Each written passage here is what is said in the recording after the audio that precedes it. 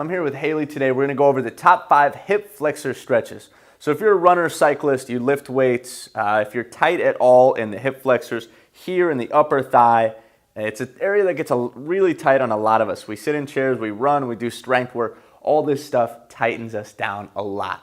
If you want to get your front to back splits, improve your mobility, your economy in running, these are really important stretches to do. So before we start though, I want to show you guys, this is really important. We've got a yoga bolster here.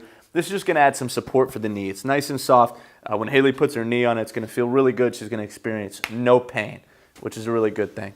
If you're doing this in your living room, you're doing it at home on carpet, that's cool. That's going to be better than a hardwood floor. Yoga mat is definitely not sufficient on a hardwood floor. Definitely take knee support. Even on your carpet in your living room, I would definitely get blankets, pillows, whatever you've got, you can put under your knee so it feels good. All right. So we're going to start bolstered down. Haley's going to get into our first awesome hip flexor stretch, the classic lunge. So go ahead and find a lunge, Haley. Awesome. She's going to come into it. She's going to put her knee on the bolster, supporting it. It's going to feel really good. You'll notice that her chest is up, her navel is drawn in, core is always really important.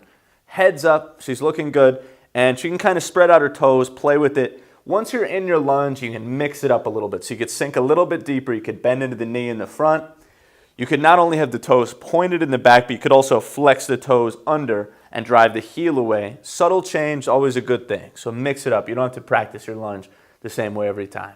Great. So like all of our stretches, we know that anything less than 30 seconds is not going to improve our flexibility. So we're going to stay here, not today, not for this demonstration, but you at home, you can do this at least 30 seconds, 45 seconds, a minute, up to 5, 10, 15 minutes or beyond if you got the time. So our next posture, pretty simple, pretty similar. We're going to bend the back knee now. We're going to go back with one or both hands, try to get the footing. You want to pull that foot in as strong as you can, right? So Haley's pretty good here. She's getting the foot all the way to the buttocks. Some of us even get it to the low back. Those of us who are really flexible, we can get it all the way out in front of the hips. She's still got her core tight. She's still got her chest up. She's got a great smile on her face. Awesome.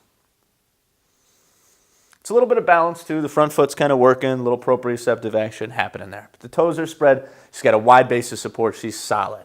Okay? All right, next stretch, go ahead and release it. That was number 2. We'll move on to number 3. Go ahead and walk your front foot out a few inches to your left or your right, depending on which side you're doing. She's got left leg. She's going this way towards the wall. She spins the front foot out at a 45 degree. And then she keeps her right hand down on the ground. Then she's going to go back with her left hand, bend the back leg, pull it in again. Okay? The shift in the hips is stretching a little bit differently here in the hip flexor region. But still a great stretch. She's still trying to pull that foot in as strong as she can. She's still using her core. She's still breathing deep. Okay? The deep fluid breathing, always integral to success. Big inhales, big exhales. We make that happen in our practice. Awesome. Moving on to the next one. Let's go ahead and release the leg. This time we curl the toes under in the back. Drive the heel away. Take both hands to the inside edge of your feet. Okay, toes spin back to the front. You try to lift the back knee up. You drive this heel as strong as you can away. This leg's as straight as you can get it. And then you try to drop in. So Haley might be able to get down to her forearms. Sweet. She's really flexible. You're really flexible. She might even be able to get her forehead down to the earth or to where her arms are. If you're super flexible, you're getting your chest down there. Okay, so you can get really deep. And again, she's kicking through that heel so strong, she's stretching out that leg. Awesome. Make sure this knee feels good too. It's key that that knee feels all right. If it's not, if it's a little tweaky, be mindful, be kind to yourself. All right, so we're going to come on up out of this one. Slowly, she's rising right on up, nice and smooth. She's going to set her knee back down. Okay, she's going to keep her right hand on the earth. She's going to take her left arm up. What she's going to do is spin her foot internally. Right, so her right leg's back, it's going to the left, internal towards the midline. She's going to sag the outside edge of her hip down to the earth, and it's going to stretch the outside of this hip flexor. Okay, great.